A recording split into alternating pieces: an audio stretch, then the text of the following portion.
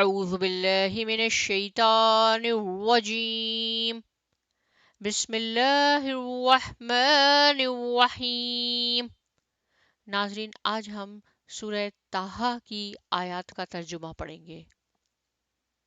اور جب ہم نے فرشتوں سے کہا کہ آدم کو سجدہ کرو تو سب نے سجدہ کیا سوائے ابلیس کے، اس نے انکار کر دیا۔ تو ہم نے کہا اے آدم، یہ تیرا اور تیری بیوی کا دشمن ہے، تو کہیں ایسا نہ ہو کہ یہ تمہیں جنت سے نکلوا دے اور پھر تم مصیبت میں پڑ جاؤ۔ یہاں تو تمہیں یہ آسائشیں حاصل ہیں کہ نہ تمہیں بھوک تنگ کرتی ہے اور نہ ہی تم برہنہ ہوتے ہو، اور یہاں نہ تو تمہیں پیاس لگتی ہے اور نہ ہی تمہیں دھوپ ستاتی ہے۔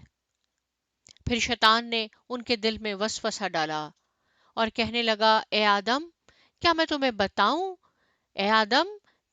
بتاؤں ایک ایسے درخت کے بارے میں جس سے ابدی زندگی اور لازوال سلطنت حاصل ہوتی ہے؟ چنانچہ ان دونوں نے اس درخت کا پھل کھا لیا، پس ان کے ستر کھل گئے اور وہ پھر دونوں لگے اپنے آپ کو جنت کے پتوں سے ڈھانکنے۔ آدم نے اپنے رب کی نافرمانی کی اور راہ راست سے بھٹک گیا۔ اس کے رب نے اسے پھر منتخب کیا اور اس کی توبہ قبول کی اور اسے ہدایت بخشی، اور کہا تم سب یہاں سے اتر جاؤ، تم ایک دوسرے کے دشمن ہو۔ پھر اگر تمہارے پاس میری طرف سے ہدایت پہنچے تو جو میری ہدایت کی پیروی کرے گا وہ نہ بھٹکے گا اور نہ ہی آخرت میں تکلیف اٹھائے گا، اور جو میرے ذکر سے منہ موڑے گا تو میں اس کی زندگی سے سکون چھین لوں گا، اور قیامت کے دن اسے اندھا اٹھائیں گے۔ وہ کہے گا اے میرے رب، تو نے مجھے اندھا کیوں اٹھایا، حالانکہ دنیا میں تو میں اچھا خاصا دیکھتا تھا۔ کہا جائے گا جس طرح دنیا میں تیرے پاس ہماری آیتیں آئی تھیں تو نے انہیں فراموش کر دیا، تو آج ہم بھی تجھے فراموش کیے دیتے ہیں، اور ہم ایسا ہی بدلہ دیتے ہیں حد سے گزرنے والوں کو اور جو ہماری آیتوں پر ایمان نہیں لاتے۔ اور آخرت کا عذاب تو اور زیادہ شدید اور ہمیشہ رہنے والا ہے۔ کیا ان لوگوں نے کوئی سبق نہیں سیکھا کہ ہم ان سے پہلے کتنی ہی قوموں کو ہلاک کر چکے ہیں، کتنی ہی قوموں کو جن کی رہائش گاہوں میں آج یہ چلتے پھرتے ہیں۔ بے شک اس میں بڑی نشانیاں ہیں عقل مندوں کے لیے۔ اور اگر آپ کے رب کی طرف سے پہلے سے ایک بات طے نہ ہوتی تو ان پر عذاب کب کا آ چکا ہوتا۔ پس آپ صلی اللہ علیہ وآلہ وسلم ان کی باتوں پر صبر کیجئے اور اپنے رب کی حمد کے ساتھ تسبیح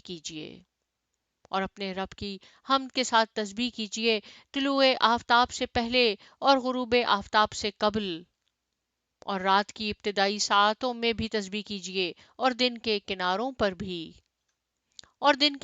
پر بھی تاکہ آپ راضی ہو جائیں، اور آپ صلی اللہ علیہ وآلہ وسلم کی نگاہیں نہ اٹھیں ان چیزوں کی طرف جو ہم نے ان میں سے مختلف لوگوں کو دنیاوی زندگی کی رونق کے لیے دے رکھی ہیں تاکہ ہم ان کی آزمائش کریں۔ اور آپ کے رب کا رزق زیادہ بہتر اور ہمیشہ باقی رہنے والا ہے۔ اور آپ صلی اللہ علیہ وآلہ وسلم اپنے گھر والوں کو نماز کا حکم دیں اور خود بھی اس پر ثابت قدم رہیں۔ ہم آپ سے کوئی رزق نہیں چاہتے، رزق تو ہم دیتے ہیں، اور بہتر انجام تو اہل تقوی کا ہی ہے۔ اور وہ کہتے ہیں کہ یہ اپنے رب کی طرف سے ہمارے لیے کوئی نشانی کیوں نہیں لاتے؟ کیا ان کے پاس پہلی کتابوں کی واضح دلیل نہیں پہنچی؟ اور اگر ہم ان کو آپ سے پہلے عذاب دے کر ہلاک کر دیتے تو یہ کہتے کہ اے ہمارے رب، تو نے ہمارے پاس کوئی رسول کیوں نہیں بھیجا؟ اے ہمارے رب، تو نے ہمارے پاس کوئی رسول کیوں نہیں بھیجا تاکہ ہم پیروی اختیار کرتے تیری آیات کی قبل اس کے کہ ہم ذلیل اور رسوا ہوتے۔ آپ کہہ دیجئے ہر ایک اپنے انجام کا منتظر ہے، پس تم بھی انتظار کرو، پس ان قریب تمہیں معلوم ہو جائے گا کہ کون سیدھے راستے پر ہے اور کون ہدایت یافتہ ہے۔